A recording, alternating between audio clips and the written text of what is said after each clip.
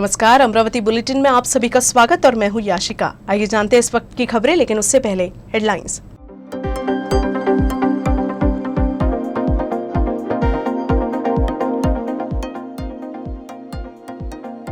स्वतंत्रता के अमृत महोत्सव के अवसर पर अमरावती महानगर पालिका में रक्तदान शिविर का आयोजन।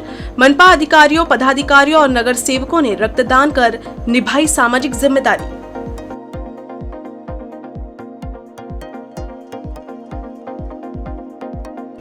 अमरावती जिला मध्यवर्ती बैंक में वित्तीय अनियमितता का परिवर्तन पैनल के उम्मीदवारों ने लगाया आरोप।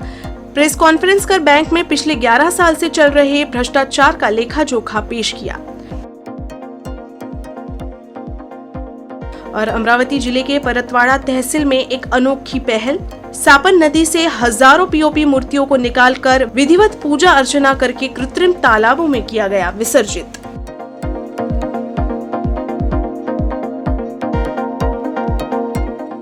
स्वतंत्रता के अमृत महोत्सव के अवसर पर अमरावती नगर निगम द्वारा विभिन्न कार्यक्रमों का आयोजन किया जा रहा है। इस महोत्सव के तहत डॉक्टर बाबा साहेब अम्बेडकर हॉल में रक्तदान शिविर का आयोजन किया गया। इस अवसर पर निगम अधिकारियों ने रक्तदान किया। आजादी का अमृत महोत्सव भारत की स्वतंत्रता की 75वीं वर्षगांठ की पृष्ठभूमि पर मनाया जा रहा है। अमरावती शहर में अमरावती नगर निगम आजादी का अमृत महोत्सव के संबंध में विभिन्न कार्यक्रम आयोजित कर रहा है। इस महोत्सव के तहत शुक्रवार को डॉक्टर बाबा साहेब अम्बेडकर हॉल में रक्तदान शिविर का आयोजन किया गया। रक्तदान शिविर में मनपा आयुक्त प्रशांत रोडे, सभागृह नेता तुषार भारतीय, पर्यावरण संरक्षक अधिकारी महेश देशमुख के साथ मनपा के पदाधिकारियों, पार्षदों, अधिकारियों, कर्मचारियों और नागरिकों ने रक्तदान किया। आयुक्त ने कोरोना वायरस संक्रमण की स्थिति में मरीजों को रक्तदान उपलब्ध कराने के लिए विशेष रक्तदान शिविर आयोजित करने के निर्देश दिए थे, जिसके तहत ही ये रक्तदान शिविर आयोजित की गई हैं। रक्तदान शिविर में रक्तदान कर मनपा आयुक्त के साथ साथ निगम पार्षदों, अधिकारियों, कर्मचारियों और नागरिकों ने सामाजिक प्रतिबद्धता का संदेश दिया है। आज आपण महानगरपालिकेच्या मार्फत रक्तदान शिबिराचं आयोजन केलं आहे आणि या दिवसामध्ये रक्ताचा तुटवडा असतो, यामध्ये आपलं सुद्धा एक योगदान असावं यासाठी हे शिबिर आयोजित केलं आहे। आज यामध्ये मी तुषार भाऊ यांनी सुद्धा दिलं आहे, आमचे शेजारी बसलेले महेश देशमुख यांनी आणि बरेच कर्मचाऱ्यांनी रक्तदान केलेलं आहे। 100पेक्षा जास्त आज आम्ही उद्दिष्ट ठेवलेलं आहे आणि यापुढे सुद्धा अशा प्रकारचे प्रोग्राम घेण्याचा आमचा मानस आहे। अमरावती महानगरपालिकेच्या वतीने स्वतंत्राच्या अमृत महोत्सवी वर्षाच्या निमित्ताने आम्ही आज सर्व कर्मचारी, सर्व अधिकारी, पदाधिकाऱ्यांच्या वतीने रक्तदान शिबिराचा कार्यक्रम आयोजित केला आहे। हा काळ आपण जर बघितला तर वेगवेगळ्या प्रकारचे व्हायरस, वेगवेगळ्या प्रकारचे साथीचे रोग सध्या आले आहेत आणि अशा वेळी रक्ताचा तुटवडा पडू नये आणि म्हणून अमृत महोत्सवी वर्षाच्या निमित्ताने आम्ही या ठिकाणी रक्तदान केलं आहे। आम्ही स्वतः आयुक्त साहेब आणि इतर सगळे पदाधिकारी, अधिकाऱ्यांनी याचे रक्तदान केलं आहे। आमचा मानस या ठिकाणी असा आहे की आम्ही 100-125च्या वर जावं आणि केवळ आम्ही साफसफाई, स्वच्छता, रस्ते विकास या बरोबरीने सामाजिक दायित्व म्हणून याही आरोग्य क्षेत्रात पण आमचं मोठं योगदान असणं गरजेचं आहे आणि या भूमिकेतून आम्ही या ठिकाणी रक्तदान केलं आहे। अमरावती जिला मध्यवर्ती बैंक में वित्तीय अनियमितताओं का आरोप परिवर्तन पैनल के उम्मीदवार ने लगाया है। उम्मीदवार ने प्रेस कॉन्फ्रेंस के जरिए बैंक में पिछले 11 साल से चल रहे भ्रष्टाचार का लेखा जोखा पेश किया। इसके अलावा भी कई तरह के आरोप प्रत्याशी की ओर से लगाए गए हैं। अमरावती मध्यवर्ती सहकारी बैंक का चुनाव अभियान शुक्रवार से शुरू हो गया है और परिवर्तन पैनल ने एक प्रेस कॉन्फ्रेंस के माध्यम से पिछले 11 वर्षों में बैंक में भ्रष्टाचार के कुछ सबूत पेश किए। इन सबूतों में कर्ज की अमान्यता और भ्रष्टाचार के कई मामलों को पेश किया गया। परिवर्तन पैनल के माध्यम से जिले के कई दिग्गज नेता चुनाव के इस रिंग में उतरे हैं। इसमें सबसे पहले नाम राज्य मंत्री बच्चू कडू का है। इसके अलावा अन्य नेताओं में विधायक प्रकाश भारसागड़े, विधायक राजकुमार पटेल, संजय खोड़के, सुधीर सूर्यवंशी, माया नितिन हिवसे, राजेंद्र महल्ले, राजेंद्र गायगोले, अजय महकरे, अमरदीप तेलखड़े, किशोर कडू, अजय पाटिल, जयश्री देशमुख, शंभूजी खड़के, विद्याताई डहाके, सुनील सिसोदे, अनंत देशमुख का समावेश है। हा जो एनपीए काढायचा जे कार्यक्रम आहे, जवळपास 10-11 मध्ये आपलं पूर्ण कॉम्प्युटरायझेशन झालेलं आहे आणि बँकिंगचे जे व्यवहार आहेत त्याला सेंट्रल बँकिंग सिस्टीम जे म्हणतात ती 10-11 मध्ये आपली पूर्ण झाली. आता 10-11 पासून आपले जे NPA काढण्याची जी पद्धत पाहिजे होती ती पद्धत पूर्ण मॅन्युअली न करता तुम्हाला कॉम्प्युटराइज काढायला पाहिजे होती. कॉम्प्युटराइज जर काढली नाही तर मग त्याच्यात मॅनिप्युलेशनचे भरपूर स्कोप असतो. जर आपण त्याच्यातून जर काढली तरच त्याच्यात खऱ्या अर्थानं तुम्हाला बँकेची परिस्थिती समजू शकते. परंतु ती 10-11 पासून आपण काढत नाहीये. परंतु 11 वर्ष ते राहिले त्यावेळेस सुप्रीम कोर्टात नाही गेले. परंतु ज्यावेळेस प्रशासक बसला त्यावेळेस एवढा मोठा वकील उभा केला आणि कोविड काळामध्ये इलेक्शनची प्रक्रिया चालू करायला लागली आणि त्या लेखापरीक्षकामध्ये तिने काय म्हटलं बाईंनी, त्याच प्रकारे कर्ज वाटपाकरिता उपलब्ध निधी असताना कर्ज वाटप न करता नियम बाह्यपणे सदर निधी जोखीमयुक्त म्युच्युअल फंडामध्ये गुंतवणूक केली. म्हणजे हे ऑलरेडी ऑडिट झालेलं आहे. या ऑडिट मध्ये तिने म्हटलेलं आहे की तुम्ही शेतकऱ्याला पैसे न देता तुम्ही हे पैसे म्युच्युअल फंड मध्ये गुंतवले. हा त्याचा एक जिवंत उदाहरण आहे. राज्य मंत्री बच्चू कडू ने कहा कि ये दुर्भाग्यपूर्ण है कि किसानों को ज्ञात एक बैंक किसानों को ऋण दिए बिना म्यूचुअल फंड में निवेश करता है. साथ ही राज्य मंत्री बच्चू कडू ने कहा कि बैंक किसानों से बहुत दूर चला गया है. तर मला वाटतंय ही बँक शेतकऱ्याची राहिली, ही कंपनीची बँक झाली. ज्या जिल्हा मध्यवर्ती बँकेनं शेतकऱ्याला अधिक कर्ज वाटप करायला पाहिजे होतं तर ते कंपनीमध्ये जास्त गुंतवलं आणि शेतकऱ्याच्या माथी मात्र 150 कोटी मागले. आता 150 कोटी शेतकऱ्याला कर्ज वाटप केलं आणि 700 कोटी गुंतवणूक केली. अर्थातच बँक शेतकऱ्यापासून कोसो दूर गेली. म्हणजे ह्याचं कर्जाचं प्रमाण 1000 कोटीपर्यंत राहिले पाहिजे, ते 150 कोट्यापर्यंत आलं. आणि गुंतवणूक वाढवण्याचा मागचा उद्देश काय होता ते काही वेगळं कारण नाही आहे. बँकेचा मूळ उद्देश काय आहे? शेतकऱ्याचं कर्ज वाटप. इथे 10 वर्ष यांनी त्याचं सगळं गुल करून टाकलं. दुसरं जर आपण पाहिलं तर या जिल्ह्यातल्या 65 सोसायट्या सेवा सहकारी सोसायट्या बंद झाल्या, अवसानात आल्या. काही त्यांच्या कारणामुळे झाल्या, काही आपली ती सोसायटी नेमून त्याला कर्ज वाटप झालं आणि मोठ्या मोठ्या गावच्या सोसायट्या आपण ज्या होत्या त्या बंद झाल्या. आणि त्याचं कारण आपले परिणाम काय झाले तर आत्महत्याची संख्या सुद्धा वाढली. आता सोसायटीमध्ये अध्यक्ष सुद्धा शेतकरीच आहे, बँकेचा अध्यक्ष सुद्धा शेतकरी आहे. दुर्दैवानं आपण म्हणतो काही अध्यक्ष तिथं शाहूकार पण आले, त्याची स्वतःची शाहूकारकी पण आहे आणि मग शाहूकारकीचं डोकं बँकेत वापरलं, ते बेकायदेशीर शाहूकारकी. आणि मग बेकायदेशीर शाहूकारकीच्या डोक्यानं ही बँक पुन्हा आम्ही पाहतोय अतिशय वाईट अवस्थेत. आज जरी NPA जर आपण पाहतोय 49-48 दाखवले जात असेल, संजीवने सांगितलं ते मॅन्युअल पद्धतीने केलं. तो जर विचार केला तर ते भीती अशी आहे का उद्या आम्ही त्या बँकेत पाय टाकाव आणि तिकून एखादं पत्र या बँक बंद करा. शिवाजी शिक्षण संस्था के अध्यक्ष हर्षवर्धन देशमुख ने कहा, बैंक में बंटी बबली की साजिश को रोकने के लिए हम सब एक साथ आए हैं. या आपल्या अमरावती जिल्हा बँकेच्या मध्ये बंटी बबलूचं जे काही कारस्थान सुरू आहे ते बंटी बबलूचं कारस्थान थांबवण्यासाठी आम्ही सर्व एकत्र आलेलो आहोत. माझेच काय तर आमचे कोणाची कुठलेही हितसंबंध बँकेच्या आर्थिक व्यवहाराशी नाही, परंतु बँकेचा व्यवहार हा सर्वसामान्य शेतकऱ्यांसाठी चालावा आणि सर्वसामान्य शेतकऱ्याला या जिल्हा बँकेच्या माध्यमातून मदत व्हावी, सहकार्य व्हावं, यासाठी मी यांच्या पाठीशी म्हणण्यापेक्षा यांच्यासोबत ही लढाई लढतो आहे. आणि आपल्या माध्यमातून सर्व बँकेच्या मतदारसंघांना आवाहन करू इच्छितो की हा गैरप्रकार, हा भ्रष्टाचार, हा जो काही त्यांनी नगारा चिन्ह घेतलं आहे त्या भ्रष्टाचाराच्या डंक्याला एक अंपायर म्हणून आमचं पॅनल आता उभा आहे आणि शिट्टी वाजून आणि शिट्टीच्या माध्यमातून हा यांचा भ्रष्टाचाराचा जो काही डंका आहे तो आता यापुढं थांबवायचा आहे। अमरावती जिले के परतवाड़ा तहसील में सपान नदी में विसर्जन की गई हजारों पीओपी मूर्तियों को फिर से पूजा कर कृत्रिम तालाब में विसर्जित किया गया। गणेश विसर्जन में बप्पा की मूर्तियों का विसर्जन किया जाता है। इनमें पीओपी की मूर्ति की भी बड़ी संख्या होती है, लेकिन विसर्जन के बाद इन पीओपी की मूर्तियों का क्या होता है इसकी ओर किसी की नजर भी नहीं जाती।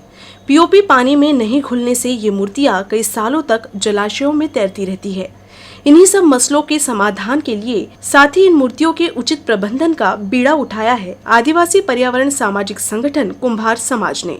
सपान नदी में पड़ी पीओपी की बप्पा की मूर्तियों को एकत्रित करके हजारों बप्पा की पीओपी निर्मित मूर्तियों का पुनः पूजन कर विसर्जित किया गया। इससे पहले इन मूर्तियों को लगभग 5 से 6 हेक्टेरों में एकत्रित किया गया और एक कृत्रिम तालाब में विसर्जित किया गया। सुबह 6 बजे से सामूहिक श्रम द्वारा लगभग 6000 से 7000 मूर्तियों का विसर्जन किया गया है। वहीं संस्था से जुड़े लोगों का कहना है कि पीओपी की मूर्तियां पर्यावरण के लिए घातक है, लिहाजा उन्होंने केवल मिट्टी की ही मूर्तियों का उपयोग करने की भी अपील की है। आज आपण पाहिलं असेल की या ठिकाणी गणपती मूर्ती ज्या पूर्णपणे विसर्जित झालेल्या नाही आहे त्या आदिवासी पर्यावरण संस्था कुंभार समाज गजीभाऊ कोल्हे आणि उपस्थित सर्व या ठिकाणचे पदाधिकारी आणि आमचे महाराज सरपंच सावळीचे या सर्वांच्या मदतीने आणि इतर कुंभार समाजाचे आणि काही इतर या ठिकाणी गरीब सेवक जो मंडळ आहे तो या सर्वांच्या मदतीने आम्ही या नदीपात्रातून ज्या पूर्णपणे विसर्जित झालेल्या मूर्त्या नाही त्या काढून त्याला रीतसर आणि भावपूर्वक म्हणजे जे आपण धार्मिक विधीपूर्वक त्याला आम्ही आज या ठिकाणी विसर्जित करीत आहोत। या ठिकाणी एक सांगू इच्छितो की आपला गणपती उत्सव शांततेत पार पडला। आपण 10 दिवस गणरायाची पूजा अर्चा करतो, पण भविष्यामध्ये आता एक लक्षात ठेवा की आपण या ठिकाणी मूर्ती आपल्यासमोर ज्या दिसलेल्या आहेत ह्या सर्व पाहिल्यानंतर आपल्या लक्षात येते की खरोखरच आपण आपली श्रद्धा जी असते ती बरोबर आहे काय।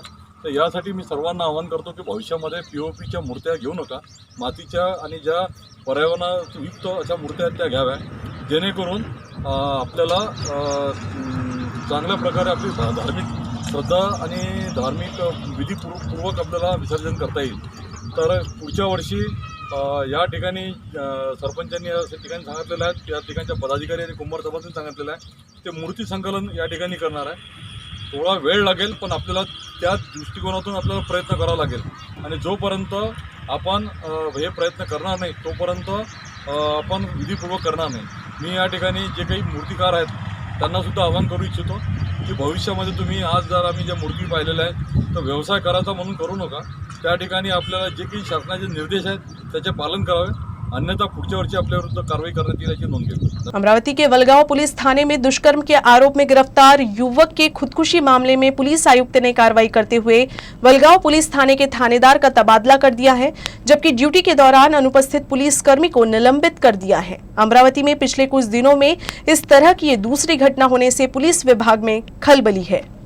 अमरावती में पिछले कुछ दिनों से पुलिस की कार्यप्रणाली चर्चा में है। अमरावती शहर के राजापेट पुलिस थाने में एक आरोपी द्वारा फांसी लगाकर खुदकुशी किए जाने के मामले में अभी जांच पड़ताल शुरू ही है कि गुरुवार को वलगांव पुलिस थाने में एक आरोपी ने खुदकुशी कर ली। कुछ दिन के भीतर इस तरह से 2 अलग अलग थानों में आरोपियों द्वारा गिरफ्तारी के बाद इस तरह से खुदकुशी किए जाने से पूरे पुलिस महकमे में खलबली है। बताया जा रहा है कि मृत आरोपी के खिलाफ दुष्कर्म का मामला वलगांव थाने में दर्ज करवाया गया था। पीड़िता की मां द्वारा शिकायत दर्ज करवाए जाने के बाद पुलिस ने आरोपी को गिरफ्तार किया था, लेकिन गिरफ्तारी के बाद आरोपी ने पुलिस थाने में खुदकुशी कर ली। बताया जा रहा है कि आरोपी ने जब फांसी लगाई तब पुलिस थाने के किसी भी उस पर नजर नहीं थी।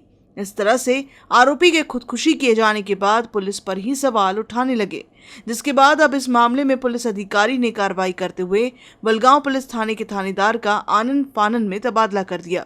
साथ ही ड्यूटी के दौरान पुलिस थाने में अनुपस्थित पुलिसकर्मी को भी निलंबित कर दिया गया।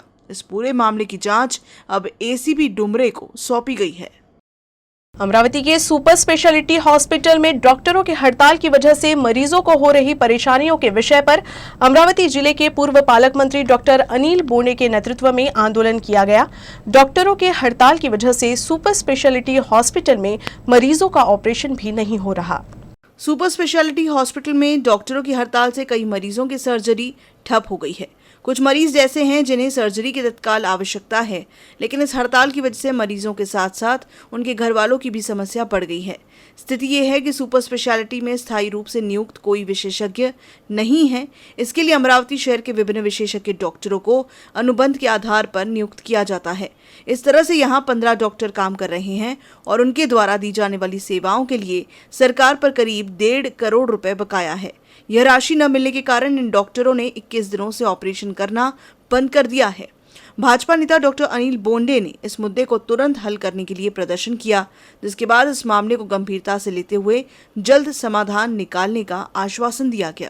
अमरावती जिल्ह्याचं दुर्दैव आहे की अमरावती जिल्ह्यामध्ये 2 मंत्री आहेत, पण 2 मंत्री आणि 7 सत्ताधारी पक्षाचे आमदार असताना सुद्धा अमरावती जिल्ह्याचं सुपर स्पेशालिटी हॉस्पिटलमध्ये 1 सप्टेंबरपासून कोणतीही शस्त्रक्रिया होत नव्हती। पेशंट आला की डॉक्टर लोक सांगायचे की संपावर गेलेले आहेत डॉक्टर, परंतु दुर्दैवाने पालकमंत्री, दुसरे राज्यमंत्री बँकेच्या इलेक्शनमध्ये गुंतलेले आहे, आमदार बँकेच्या इलेक्शनमध्ये गुंतलेले आहे, मुख्यमंत्री आपल्या घरातून कारभार करतात आहे आणि त्याच्यामुळे कोणी लक्ष द्यायला तयार नव्हते।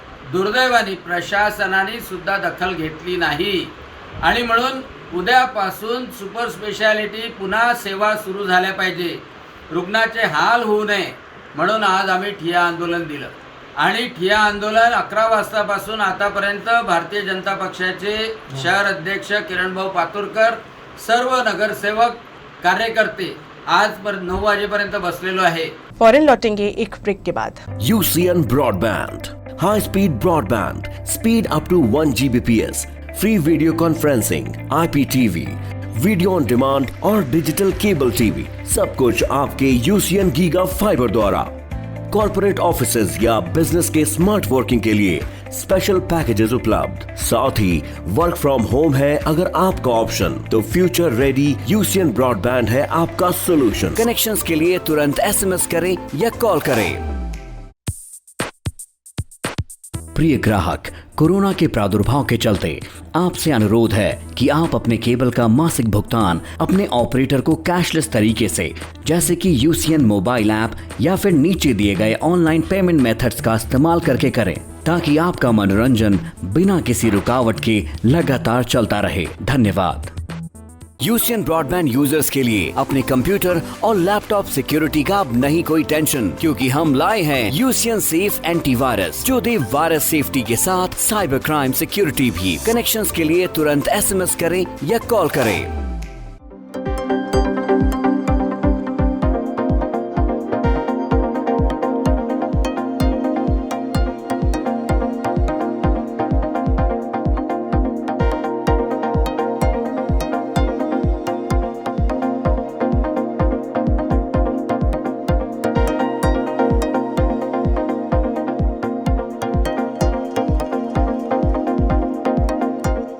अमरावती जिले में नगर परिषद और महानगर पालिका अंतर्गत कार्यरत शिक्षकों ने आंदोलन का इशारा दिया है।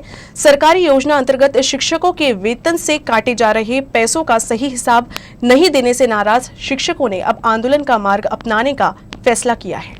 अमरावती जिले के नगर परिषद और मनपा शिक्षक संगठन ने वेतन का पूरा हिसाब नहीं मिलने पर आंदोलन का इशारा दिया है।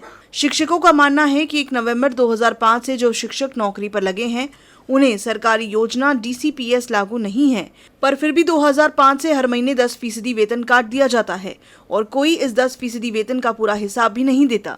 जिसके बाद शिक्षकों ने प्रशासन को बार बार निवेदन कर हिसाब मांगा, तो प्रशासन ने उन्हें कुछ दस्तावेज थमाए थे, लेकिन कहीं ये नहीं लिखा कि काटे जाने वाला 10% वेतन कहाँ जमा होता है, जिसे देखते हुए ये कहना गलत नहीं होगा कि शिक्षकों पर आर्थिक अन्याय हो रहा है। ये अन्याय दूर करने के लिए शिक्षकों ने प्रशासन से कहा कि वो 15 दिनों के भीतर सभी शिक्षकों का बैंक खाता खोल के वहां ब्याज सहित पूरा हिसाब जमा कर दें।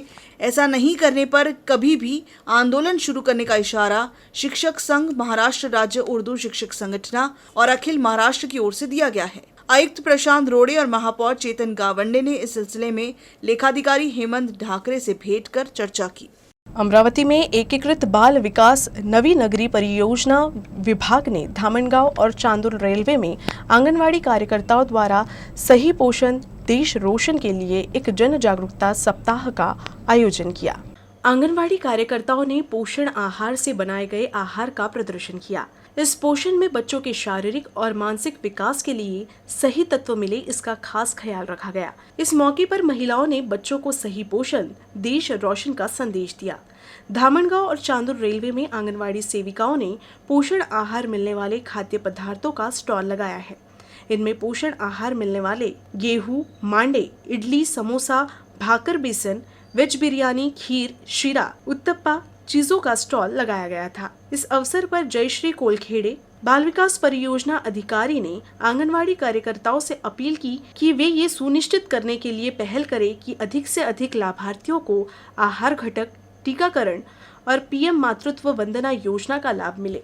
जाको राखे साइया मार सके न कोई, ये कहावत अमरावती जिले के मोर्शी तहसील में 2 युवक के साथ बिल्कुल सही साबित हुआ। अपर वर्धा बांध के पुल पार करते समय कार अनियंत्रित होकर पुल के किनारे फंस गई। गनीमत रहा कि कार पानी में नहीं गिरी, जिससे दोनों युवक सही सलामत बच गए। जबकि ये हादसा ऐसा था कि अगर थोड़ी भी चूक हुई रहती तो दोनों युवक की जान चली जा सकती थी। मोर्शी से नितिन महले और योगेश वानखेड़े रात में नागपुर के लिए कार से निकले थे। इसी दौरान वो लोग वर्धा बांध के पुल से होते हुए आगे जा रहे थे। तभी चालक का अचानक से वाहन पर से नियंत्रण छूट गया और उनकी कार बिल्कुल किनारे पर जाकर फंस गई। कार के अगले 2 पहिए पुल पर फंस गए और कार रुक गई, जिससे बड़ा हादसा होते होते टल गया। फिल्मी स्टाइल में पुल के किनारे फंसे कार से दोनों किसी तरह से बाहर निकले। गनीमत रही कि इस हादसे में किसी को नुकसान नहीं हुआ। चूंकि इन दोनों बांध के गेट खोले जाने से दोनों ओर पानी का तेज बहाव था, अगर थोड़ी भी गलती हुई होती तो किसी की जान जा सकती थी। 4 दिन पहले शिरसगांव का एक पर्यटक पुल से गिरकर नदी में बह गया था। राज्य के पूर्व वन मंत्री दयाराम पटेल की 54वीं पुण्यतिथि पर मेलघाट में श्रद्धांजलि कार्यक्रम का आयोजन किया गया। दयाराम पटेल मेलघाट से पहले ऐसे विधायक थे जिन्होंने राज्य में वन मंत्री जिम्मेदारी निभाई थी। मेलघाट के पहले वन मंत्री एवं मेलघाट के विधायक राजकुमार पटेल के पिता दयाराम पटेल की 54वीं पुण्यतिथि के अवसर पर पटेल परिवार व राजकुमार मित्र मंडल सहित विभिन्न संगठनों द्वारा दिवंगत नेता को श्रद्धांजलि दी गई। मेलघाट ने वन मंत्री की जिम्मेदारी निभाने वाले दयाराम पटेल पहले मंत्री थे। उनके सफल प्रयासों से मेलघाट को महत्वपूर्ण बिजली सेवाएं प्रदान की गई थी और मेलघाट को रोशन किया था। उनकी पुण्यतिथि पर मेलघाट के वर्तमान विधायक राजकुमार पटेल, जयप्रकाश पटेल, पीएससी के पूर्व अध्यक्ष रोहित राजकुमार पटेल, प्रकाश घाटगे, चंद्र प्रकाश पटेल आदि मौजूद रहे। इस दौरान दयाराम चौक पर बड़ी संख्या में आदिवासी संगठनों और राजकुमार मित्र मंडल मित्र परिवार ने दिवंगत नेता को नाम किया। इस दौरान दिलीप जावरकर, रामगोपाल मावस्कर, गेंदालाल मावस्कर, रोहित पटेल, सचिन पटेल, युगांधर सोनोने, वाहिद पठान, डॉक्टर शैलेश जिराफ, गोपू उर्फ सुमित चौथमल, मुन्ना मालवीय, बुशबा गडगे, विशाल खारवे, विनोद वानखेड़े, रुपेश भारती, आसिफ सौदागर, छोटू देशमुख, नंदू मोहद, डीएसओ राठौड़, अर्पण मालवीय और अन्य लोगों ने श्रद्धांजलि दी। अमरावती नागपुर महामार्ग पर तिवसा के नजदीक सड़क पार करते समय एक हिरण को अज्ञात वाहन ने टक्कर मार दी। इस हादसे में इलाज के दौरान जख्मी हिरण की मौत हो गई। अमरावती नागपुर हाईवे पर तिवसा के पास वरखेड़ फाटे के नजदीक एक हिरण रोड पार करने की कोशिश कर रहा था, तभी एक अज्ञात वाहन ने उसे टक्कर मार दी, जिसमें हिरण गंभीर रूप से घायल हो गया। हिरण के जख्मी होने के बारे में परिवहन आरक्षक प्रवीण चौहान और विशाल सूर्यवंशी ने वन विभाग को इसकी सूचना दी, जिसके बाद वन विभाग के अधिकारी घटनास्थल पर पहुंचे, लेकिन हिरण के पेट में गंभीर चोट आई, जिससे तुरंत ही उसका इलाज शुरू किया गया, लेकिन इलाज के दौरान ही उसकी मौत हो गई। अमरावती जिले में शुक्रवार को कोरोना का एक मामला मिला है। जिले में फिलहाल 9 एक्टिव मरीज हैं। शुक्रवार को अमरावती जिले में एक नमूना जांच में पॉजिटिव निकला है। इसी के साथ में अमरावती में संक्रमण के मामलों की कुल संख्या 96,109 पर पहुंच चुकी है, जबकि इस दौरान कोई मौत दर्ज नहीं हुई है। अब एक नजर आज के तापमान पर।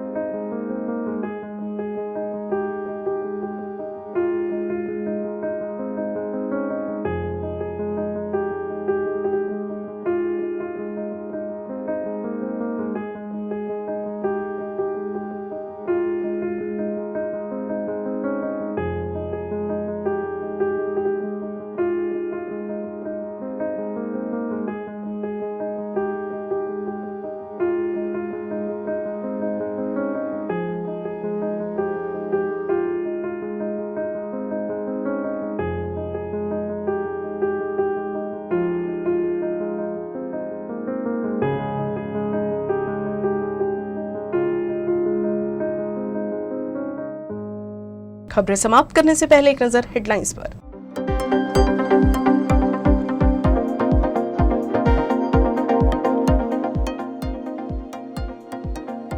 स्वतंत्रता के अमृत महोत्सव के अवसर पर अमरावती महानगर पालिका में रक्तदान शिविर का आयोजन। मनपा अधिकारियों, पदाधिकारियों और नगर सेवकों ने रक्तदान कर निभाई सामाजिक जिम्मेदारी।